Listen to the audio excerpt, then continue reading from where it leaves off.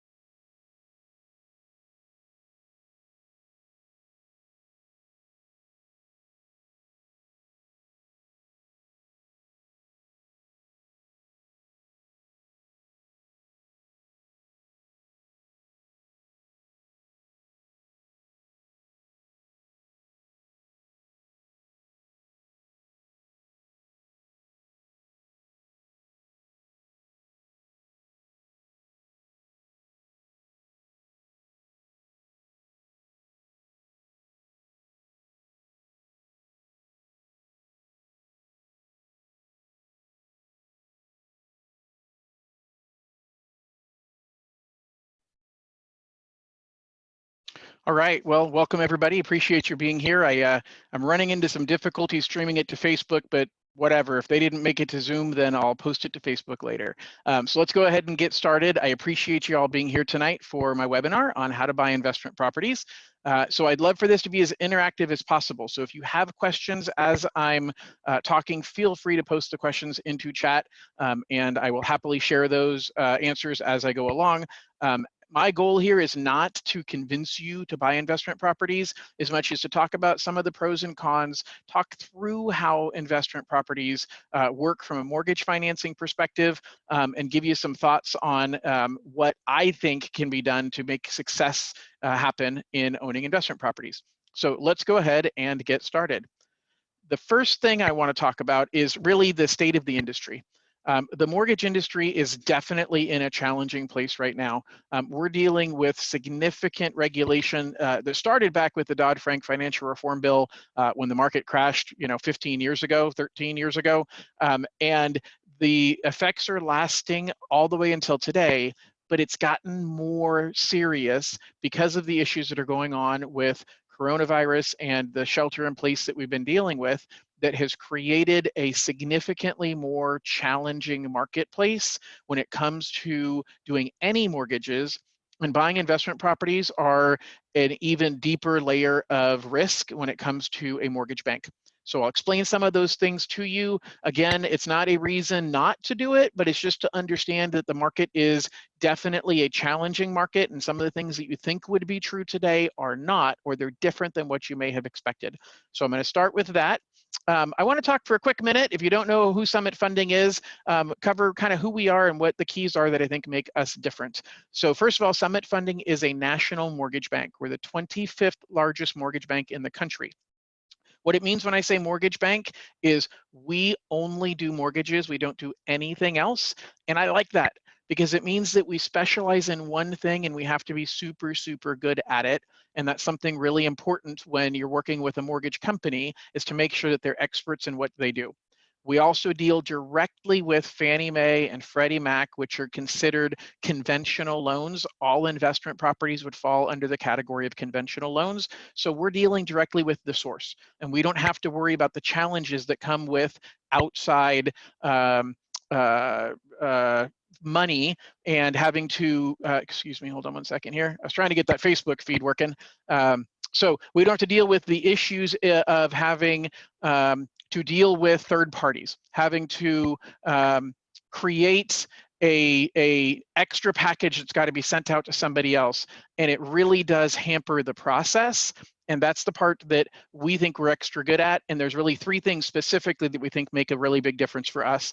The first one's communication, and it's as simple as this presentation I'm doing right now. I want to make sure that you understand everything that you're getting into and that we communicate very, very well to help you through the process. The second thing is we think we delivered the finest client care in the lending industry. Now, my industry is kind of bad in that category, so we're really good compared to a group of peers that aren't very good.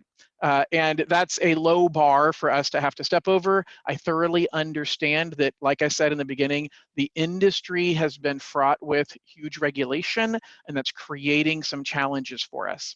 But we're focused on giving you great care. The third piece is timely closings.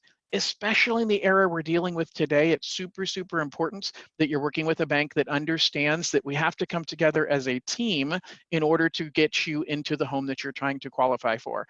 And that's a piece that we are heavily focused on and taking great care of you through the process.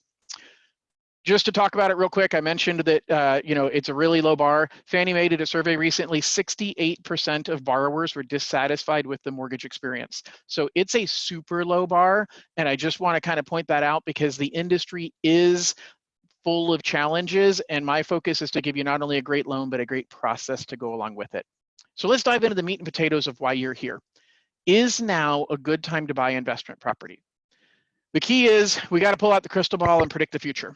And I don't know about you, but my crystal ball broke back in 2007, and it hasn't been able to get repaired since then. But what I'll tell you is long-term owning investment property, owning real estate at all, has historically been a great investment long-term. And I've talked to some people, and I like it to have an exercise that I want you guys to participate in. So I'm going to make everybody give me an answer in chat. And that is, if you could go back to 2007, right at the top of the market, even 2006, right before the market started dropping, and you had a choice of buying an investment property back in 2007 or not buying an investment property. Now, let's assume you had a fixed rate, 30-year fixed rate mortgage, and you knew that housing prices were going to drop the way that they did. Would you buy an investment property back in 2007? So I just want a simple yes or no, but I'm going to make you wait until I get an answer from a few of you. So give me a yes or no in the group chat. Would you buy an investment property if you could go back to 2007 and get a 30-year fixed mortgage? Come on. Anybody? No? Can you even hear me, guys? Are you there? I know there's 6 of you on here. So I'm having trouble with the group chat. I'm only getting one person. For some reason, I chatted with somebody privately, and now I can't get back to group chat for some reason. There's a drop down that you can change from that person to everyone in the meeting. So you should be able to do that, and then you can post and it'll go to everybody. All right. Well, I'm going back to mute. I am not seeing any kind of drop down. Sorry, but that's why I'm silent. No problem. All right, fair enough. Well, we'll move on then. What I'll tell you guys is I 100% believe that it would be the right thing to do to go back and buy a property at that time, because first and foremost, what did rental prices do between 2008 and today? They've gone up significantly. So if you were a landlord, you locked in a price back then, you've got a fixed rate with a fixed payment, And the income you're producing, even when the housing prices went down, the income went up. You've had depreciation, and I'll cover depreciation in a few minutes. You've had depreciation during that entire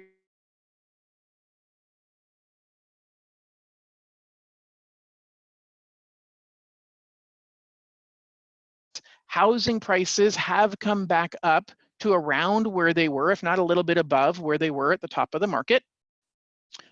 And my internet is unstable right now. Hopefully you guys are hearing me okay. So housing prices have come back up to where they were, around where they were at the top of the market. And on top of that, you've got somebody else paying down your mortgage. So you've been making payments into that mortgage, but your tenant has been paying you. And so you now have equity simply because of the amortization, the amount of money that you've been paying down on the mortgage. The reason I say that and talk about it that way is to clearly explain to people who say, I'm trying to time the market. Is this a good time to cover in a second?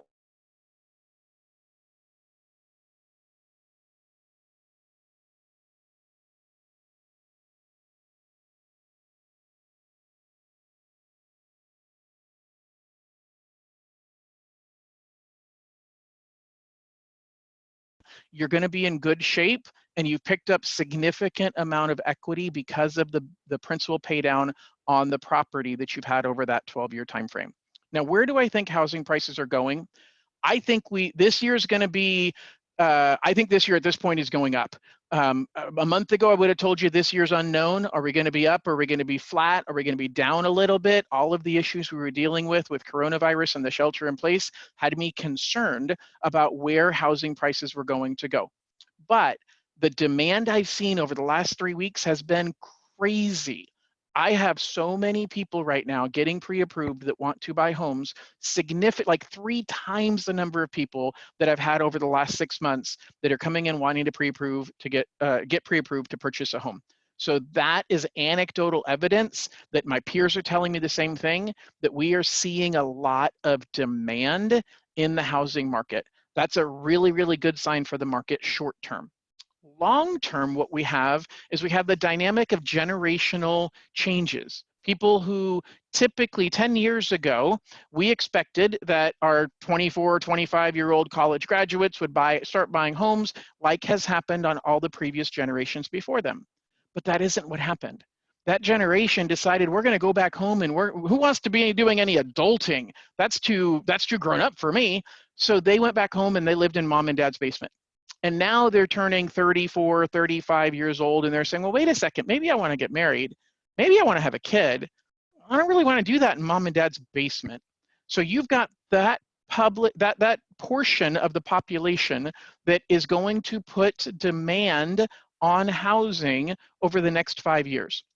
I think we've got a good another 5 years of appreciation. Now, guys, just like any cycle, just like the economic cycle, just like the employment cycles, just like anything, it's a cycle. You're going to see the stock market go up, and then we saw it go down, and now we're seeing it move back up again. You're going to see housing prices go down. So it's not about timing the market to say, am I buying at the bottom or the top of the market? It's about time in the market. But if you are worried about, hey, I just don't want to buy right before it crashes, I don't believe we're up against a crash right now. I think we've got another good 5 years left on this run, and we're going to see housing prices stay strong at least through the next 5 years. And then the next correction is going to be nowhere near as bad as what we saw in 08 and through 2011, because that was created from a recession that was caused by housing problems. We as a mortgage industry did things we never should have done. We gave people loans that we never should have given them, and that's what caused that one to be as deep as it was. And even as deep as it was, we recovered.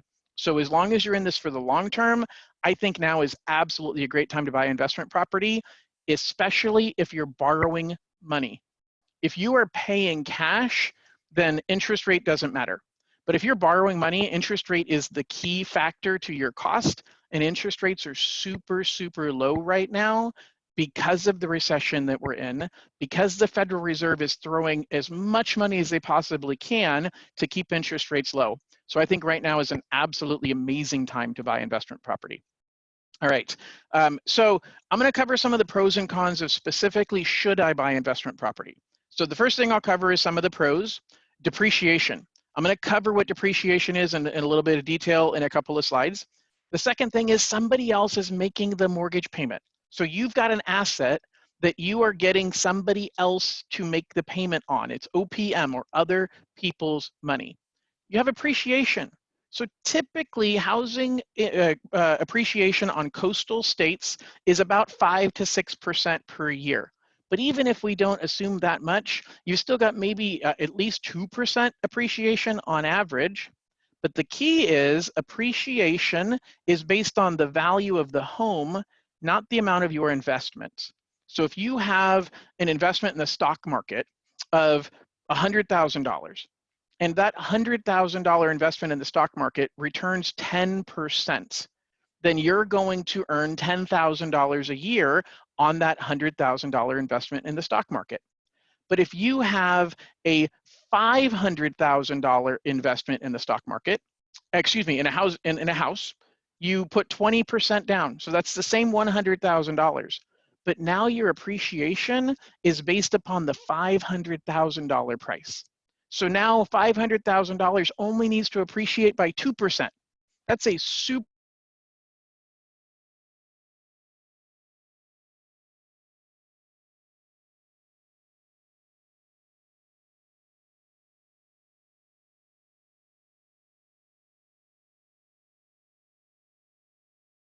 the expectations are on the stock market for your 100 grand to make $10,000. But in the housing market, your 100 grand can earn you $10,000 in a bad market, and you get the tax benefits. So now you've got the write-offs from appreciation as well. The next one is mailbox money. It's kind of one of those phrases that's thrown around a lot, but the truth is you're earning money without actually having to do the work. Now I'm going to talk about in the cons, you are going to be doing some work. But the truth is you're not out there working 40 hours a week to bring home a paycheck. So this provides to you income that's coming in that is passive income. Another pro that a lot of people talk about, which you'll notice I have the exact same term in the cons, is the Airbnb opportunity. The ability to do short-term rentals. A lot of people have made significant money off of doing short-term rentals. But I'll tell you, and I'll kind of jump to the con side and tell you that right now we're seeing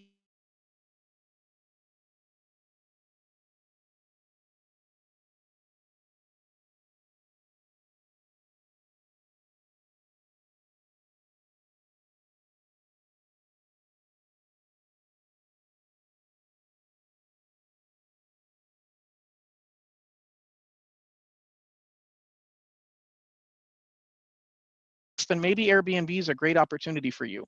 But there are some people who have built really large Airbnb portfolios, and they're in deep trouble right now, and they're losing those homes today.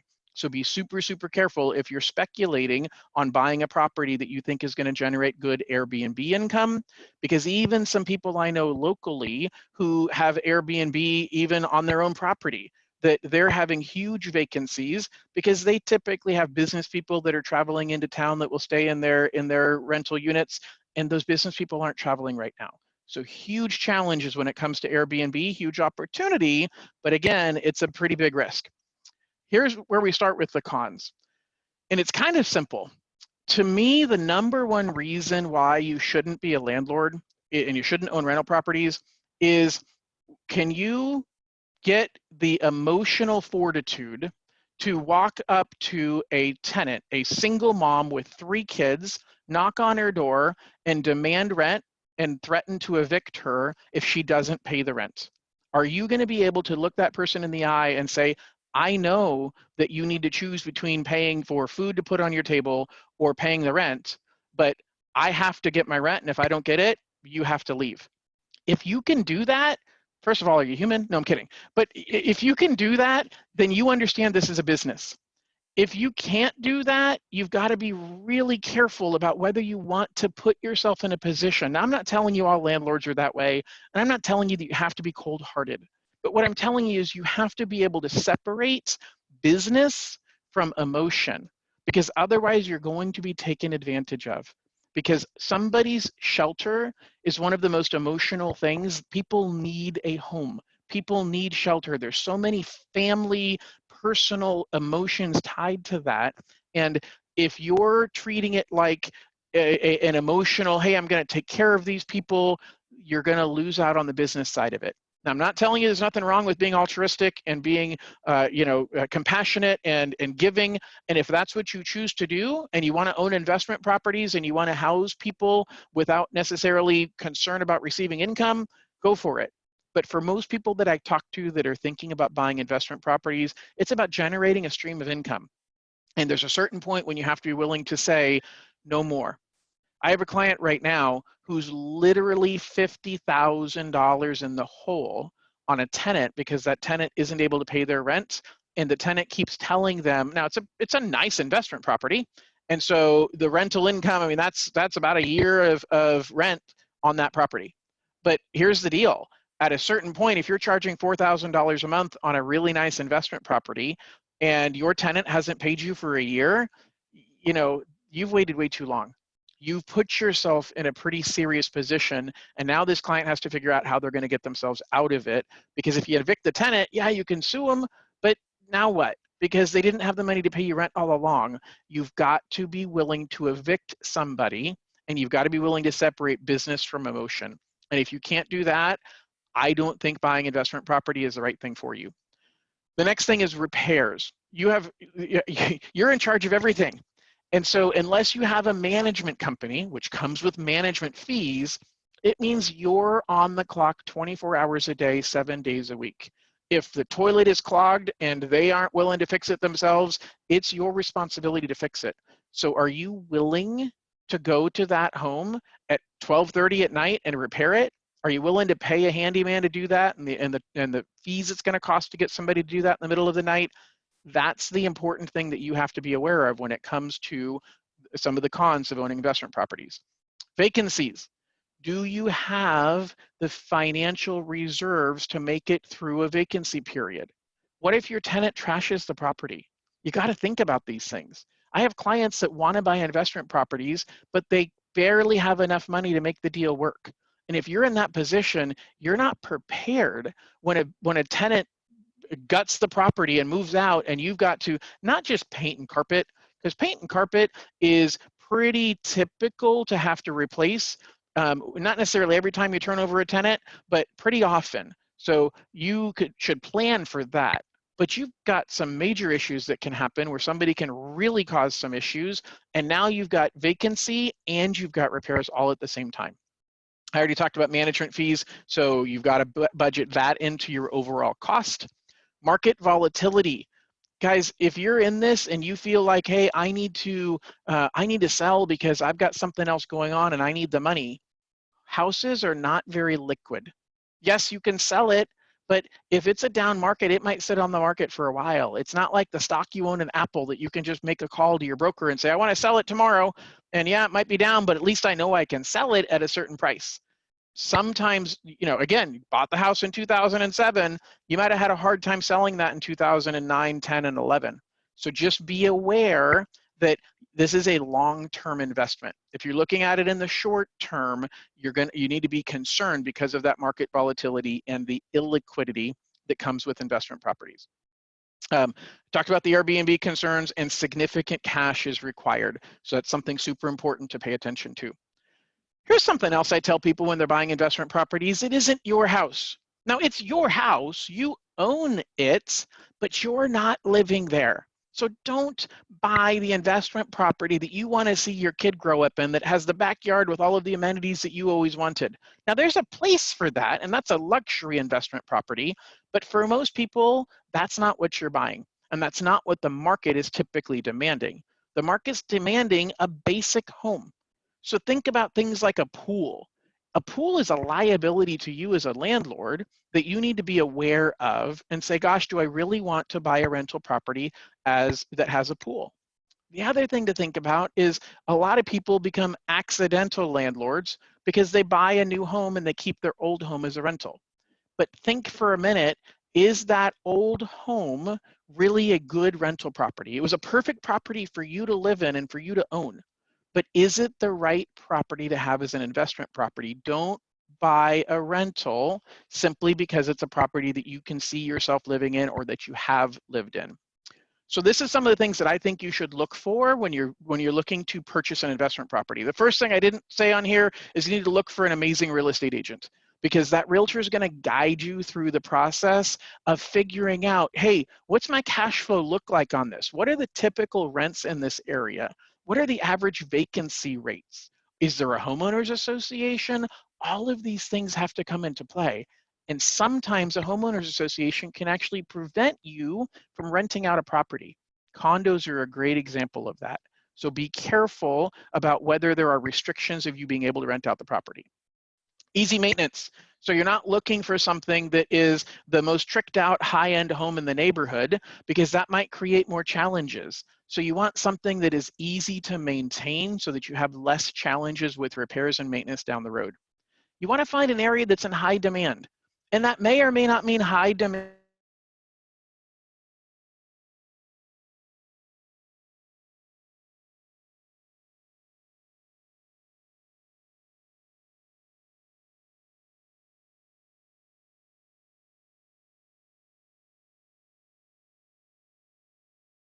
your best neighborhoods and are maybe places you aren't willing to live in yourself. Now be careful, because you don't want to buy in a neighborhood that you're not comfortable going and checking out the home. So there's a very fine line here, but what you're looking for is you're looking for demand, and you're specifically looking for a neighborhood that your tenant wants to live in, because remember, it's not your home. All right, so I want to talk a little bit about depreciation. This is really a tax tactic, but if you don't understand it, it's one of the best ways that you are saving money on an investment property on your taxes. Depreciation is essentially the usage of the value that you paid for an asset in your business. So if you manufactured widgets and you buy a machine for 100,000 widget for $100,000, and that machine could manufacture 100,000 widgets, then it's really simple. The machine is costing you $1 per widget that it's manufacturing. And so you're depreciating that machine, because once you make 50,000 widgets, the machine's worth half as much in its useful value. Now, maybe not its resale value, but its useful value. And so the IRS lets you depreciate your investment in that machine. You invested $100,000, and every year you are able to make 25,000 widgets. That means that machine's going to last you 4 years. So you're writing off 25% of the value of that over the next 4 years, because essentially at the end of 4 years, it's worthless to you. That same concept applies to investment properties, except the widget is the tenant and the property that you own, and the machine is the home that isn't worthless when you're done with it. So with depreciation, you're able to spread out the cost. In other words, you're able to deduct a portion of what you bought the house for to reduce how much taxes you're paying on the income the property generates. Now you're going to recover that. The IRS is going to recover that depreciation once you sell the property. So this is a little more complex, and I'm not going to fully get into it right now, but I'll simply say that there's some estate planning tools that you can use, and you need to talk to a great estate planner. If you don't know one, I know an amazing estate planner that can help you with those tools, that says, hey, when I'm gone, if we do this the right way, maybe we can save some money from our heirs. And I talked to a good tax guy, and I know some great tax guys, where you can actually depreciate the property again, where you fully depreciated its useful value once, and then when one of the owners passes away, there are certain triggers that says, oh, well then we're going to step up the value again, and you get to depreciate the property a second time. Again, I'm not a tax person, I'm not an estate planner, I don't play one on TV or on the internet, but I do know enough to put you in contact with the right people depreciation is one of the best financial tools for investment properties. And again, I'm not going to read the information on the slide. You guys can read that yourself. But it's really, really important that it's understood as one of the big benefits of owning investment properties. All right, so I want to take a step back. I want to talk about the big picture of occupancy. There's only 3 types of residences that we in the mortgage industry care about, or even categorize. Your primary home is the home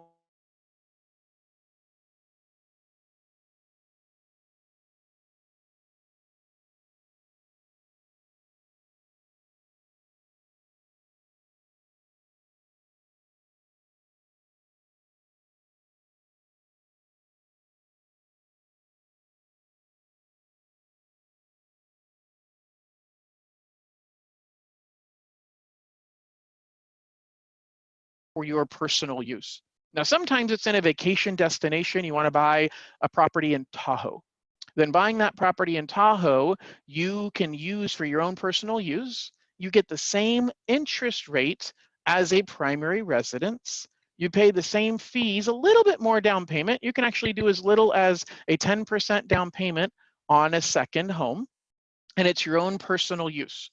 But you have to qualify for the payment on your primary home and the payment on the second home or vacation home as your own personal use. Every property after that is considered your investment property or rental. Now, I use the word investment because even if you don't plan on renting it out, let's say you're buying a property for your sister to live in because she's fallen on hard times. Okay, I get it, but that's an investment property. Even if you're not renting it out, we're not considering that a second home because a second home is for your personal use. The only exception to that is we have a program called our Helping Hands program, which means if you're buying a home for a parent that cannot afford the mortgage payment on their own, then you're allowed to buy that as your primary residence, even though you already own a primary residence. And as long as the occupant is a parent that states they cannot afford the payment on their own, then we treat that like another primary home. So it's a great tool if you're in here, if you're listening to this because you're thinking, hey, I need to buy an investment property, when the truth is I need to buy a property for mom and dad because they're getting old and I need to move them closer to us, but I don't want them in my house. So I want to find a place down the street that I can put them, but it's not my primary home and it's not a vacation home, so I guess it must be an investment. This is the one loophole to that rule. There's technically another version or variance to that Helping Hands program, and that is if you're buying a home for an adult disabled child. So if you have a child that's an adult that is disabled, you can also buy a home for them, and we treat it as your primary residence. This hierarchy has to do with risk, and it has to do with cost. So does this hierarchy. So what we're looking at is what type of property you're buying, because it makes a really big difference in the risk of the loan. And a lot of it has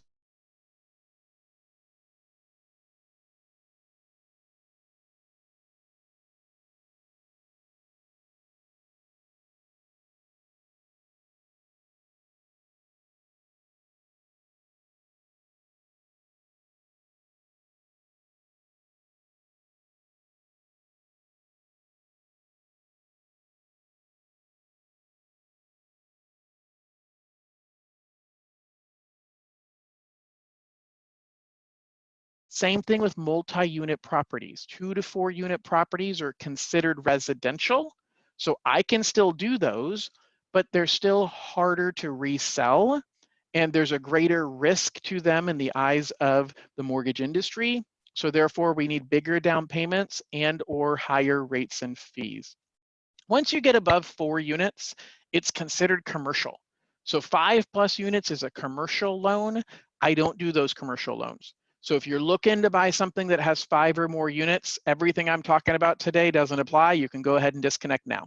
No, I'm kidding. I am not kidding, but don't disconnect. So 5+ units, and that might be an apartment complex or it might just be a 5-unit building, is not residential in the eyes of the lending world. It's considered commercial, and you have to work with a commercial banker. So let's talk about those different types of homes and what that means to your down payments. So first of all, if you're purchasing an investment property and it's a 1-unit property, whether you're doing a fixed rate mortgage or an adjustable rate mortgage. By the way, everything pretty much we're doing is fixed rate mortgages. Your maximum loan to value is 85%. In other words, you can put as little as 15% down to buy a single family investment property. Now, that doesn't mean you're going to get the best rate, and I'll talk about rates in a minute. If you're buying a 2 to 4 unit property, you have to put 25% down. So minimum down payment on 2 to 4 unit properties is 25% down. On a single family, you can get in for as little as 15% down. On top of that, you have closing costs. So I ballparked what the closing costs are here. The scary one, if you're paying attention, is this guy right here where I wrote 1 to 4 points. And I'll cover that in the next couple of slides. But you've got to have a pretty significant amount of money for closing costs on top of the down payment percentage, and you need to have reserves. So you're looking at needing 6 to 24 months of reserves. Now you should have reserves for all the reasons I talked about earlier, but we're going to mandate it. So depending upon the circumstances, you're going to need at least 6% of your down payment funds, 6%, let me rephrase that. You're going to need at least 6 months worth of your monthly payments in reserves for that investment property. So just be aware, the biggest limiting factor to qualifying for an investment property has always been cash. How much money do you have? Because unlike a primary residence where somebody says, John, how much do I qualify for? And I can clearly say, well, your income dictates you can afford a payment of $2,000 a month, and $2,000 a month with your down payment dictates it's a home price of $300,000. I can't do that on an investment property because your income does come into play, but so does the rental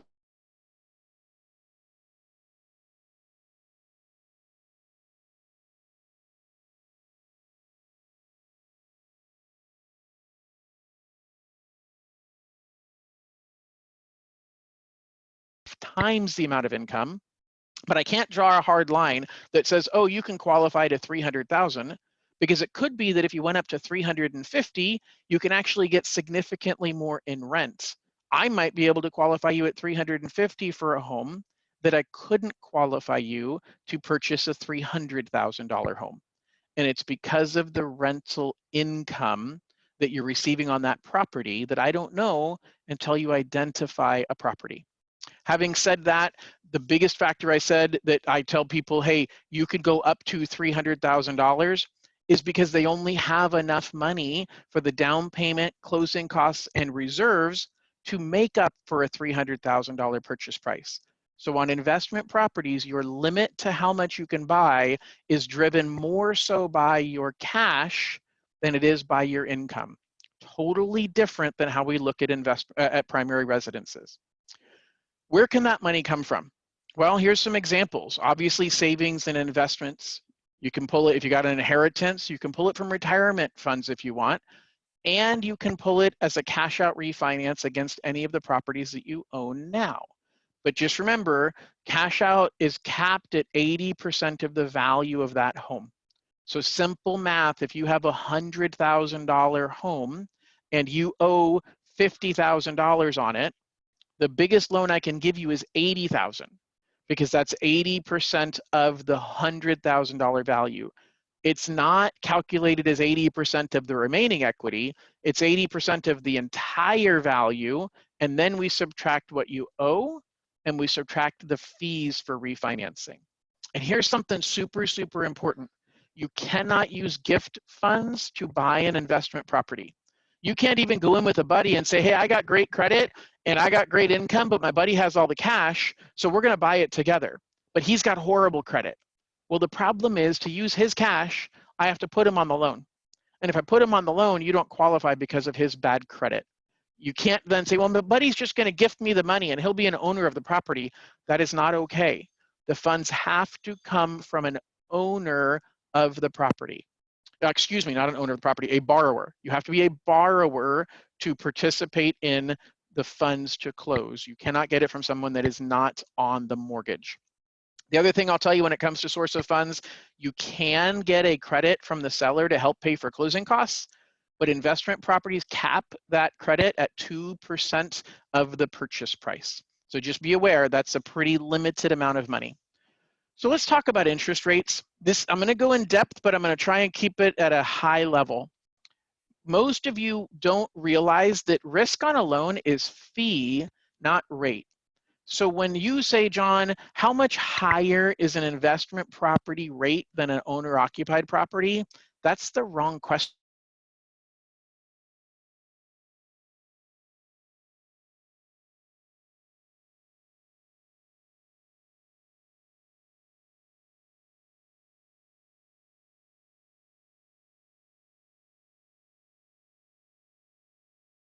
Fee for certain levels of risk. This applies to any mortgage, whether you are a primary home or an investment property, and it's simply a scale of what your credit score is and how much we're loaning you compared to what the house is worth. So if you're putting more than 40% down and you have a better than 660 credit score, you pay no extra fee. But if you go to a higher loan to value and a lower credit score, your extra fee starts adding up pretty quickly. But what's more important is this last line down here at the bottom. This is what investment properties charge. And that's on top of these numbers up here. So let's assume for the sake of these numbers, you have a better than 740, you have a better than 740 credit score. So you're going to be between 0.25% and 0.5% higher in fee for your credit score. But on top of that, you're going to be paying between 2.125 extra in fee. That's 2 points. 2 points. 1 point is 1% of the money you're borrowing. So you're paying an extra fee of 2% of the loan amount if you're putting 25% down. If you want to put 20% down, that 2% goes to 3.375. That's an extra 1.25% simply because you're putting 25% down. And if you wanted to put 15% down, that goes from 3.375 to 4.125%. So you're almost doubling the fee simply by going from 25% down to 15% down. And then there's another page I didn't bother showing you, but it says if you're doing a 2 to 4 unit property, it's an extra 1% on top of that. So those fees can add up pretty quickly. If you wanted to put even 25% down on a rental property that is a 2 unit property, you're paying 1% for a 2 unit, you're paying 2 1/8% because it's an investment property, and you're paying at least 0.25% depending upon your credit score. So now we're talking about 3.5% additional fee on top of the normal loan fees, on top of what you would pay if you were buying it as a primary residence. Let me show you what that means in a chart. And this is a chart that was pulled up today based on putting 25% down. So what you see here is here's the 2.125% fee that I showed you a minute ago on the fact that it's an investment property. And here's that extra 0.25% for the fact that you have a over 740 credit score. But what we do is we plug that into this chart here. And it simply says we're adding an extra 2% total in fees. So at a 3.5% rate, you're paying 2 points. In other words, if this was a primary home, you could get 3.5% with no points. And you say, well, okay, John, if I could get a primary home at 3.5 with no points, how much extra do I have to pay in rate to get this investment property with no points? And the answer is 5%. So at 5% interest rate, you pay no points. Guys, I want to explain this super simple because this is probably the most important concept I want to get through to people who are thinking about buying investment properties. In today's market, so it is May 21st, 2020, the market is such, and this changes, so this is a current market dynamic. You are so much smarter paying the extra fee one time, because you get an interest rate that is 1.5% cheaper every year by writing me a check up front for 2%. Think about that for a second. You're just paying me 2% one time, and you're saving yourself 1.5% in interest year after year after year. So the bad news is buying investment properties in today's market means you got to pay a pretty high premium. You have to pay a pretty steep fees. But the great news is you get a super low interest rate in return. So you just have to be prepared for the fact that the fees are going to be higher, because it makes more sense to pay 1.5% extra or 2% extra once to save yourself 1.5% every single year. This is where it gets worse with 20% down. That same 3.5% interest rate now costs you over 3.5 points. You can't get a 0-point loan. Paying 1 point, you're at 5.25%. So you're going to pay 1 point for 5.25, or you're going to pay 3.5 points for 3.5%. Again, it's a lot of money, and this is on top of the other fees I talked about earlier.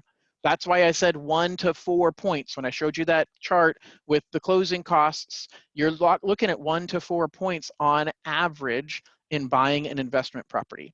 I'm going to see if I can real quick here pull up another. Nope, I don't have it. No big deal. All right. So basically, it's just super important to understand that it gets even worse when you're putting 15% down. The lower your down payment, the more you're going to pay that in fee. You're not going to just bump the interest rate a little bit to cover that cost. All right, so I want to switch to a couple of techniques, okay? So delayed financing is actually an amazing technique that is underused. Delayed financing lets you have the best of both worlds when it comes to paying cash for a property versus leveraging your money. Because delayed financing means you can purchase the property in cash and then you can refinance right away. So you get to negotiate with the seller as a cash buyer.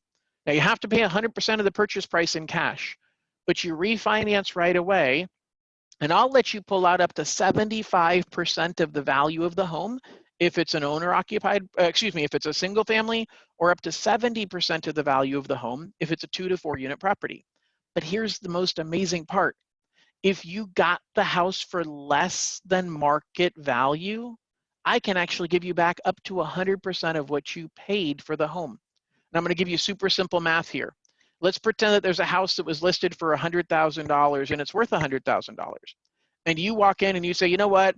I'll give you $70,000 right now cash. Now, is it realistic you're going to get a 30% discount? No.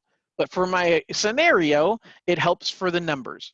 So they say, fine, I'll take your $70,000 cash. So you buy it for $70,000 in cash. You turn around and say, John, I want to do delayed financing. I can give you all $70,000 back because the house appraises for 100, and I can give you back up to 70% of what the house is worth as long as it doesn't exceed what your purchase price was. So you can get back, you paid cash, you get a significant percentage of that money back, and you can use it to buy another property or replenish your investments or pay back down your home equity line of credit.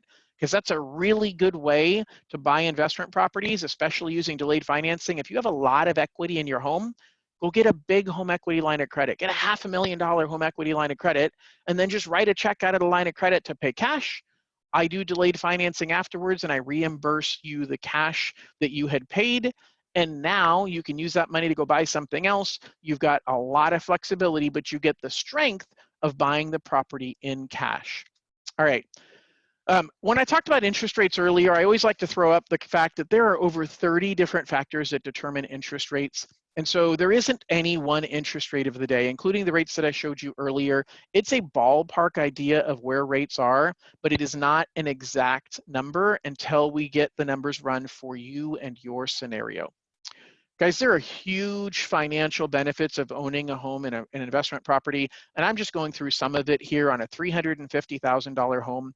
You get to write off your interest, you get to write off your property taxes, depreciation, you've got forced savings, which really is savings that your tenant is paying, because your tenant is paying you rental income, and you get to put a portion of that into savings via the fact that a portion of your payment goes towards principal. And then you're getting appreciation on the property, even at a conservative 2%. That's essentially making you almost $1,700 a month. Now, obviously, you have the house payment that you're paying on there, but you also have the rental income from your tenant. So you can be significantly ahead of the game once you pay attention to all of these little tools that we use to help you qualify and benefit financially long-term for owning investment properties.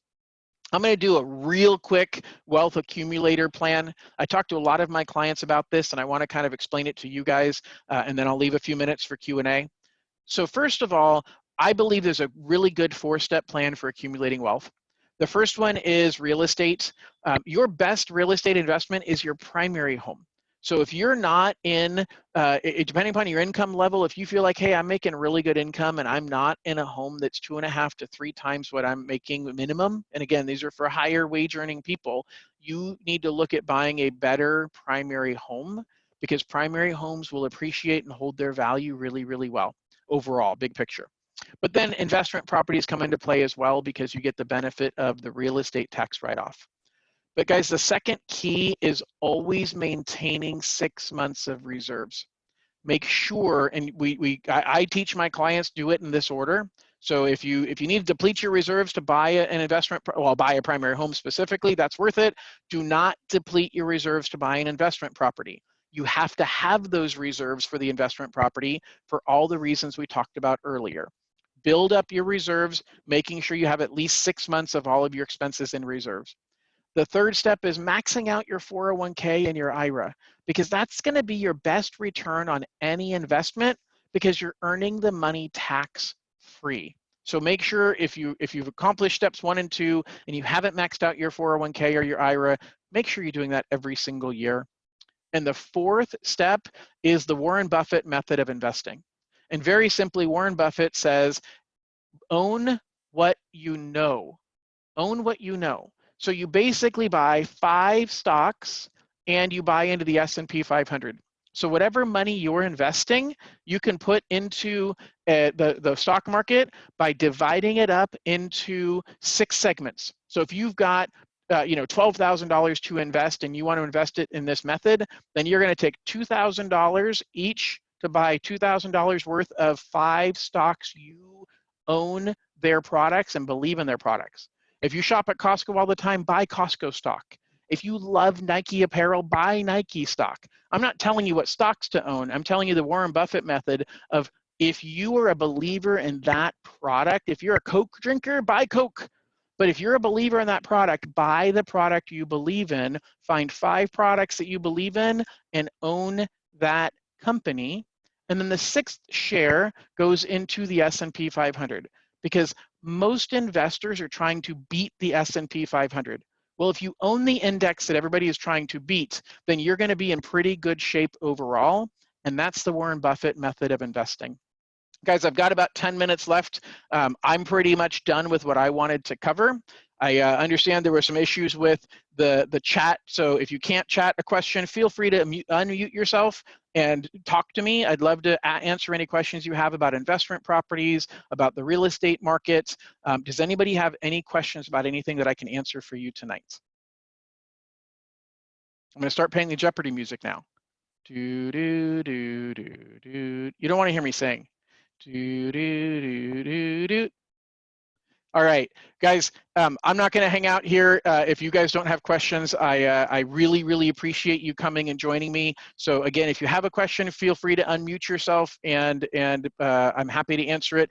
Otherwise, I really appreciate it. Thank you, Katrin. I really appreciate you guys being here and listening up. Hopefully this was some good information. I was going to stream it to Facebook. That didn't work, so I'm posting this to Facebook. So if you find my Facebook page and you found this valuable, please share this with people that you know, because my goal is to help educate people. And again, educated decisions are the most important ones to make. And so if you have questions about anything and you're watching this after the live recording, feel free to email me and I'm happy to help you out. Guys, thank you for joining me. Have an absolutely amazing evening and we'll talk to you all later. Bye-bye.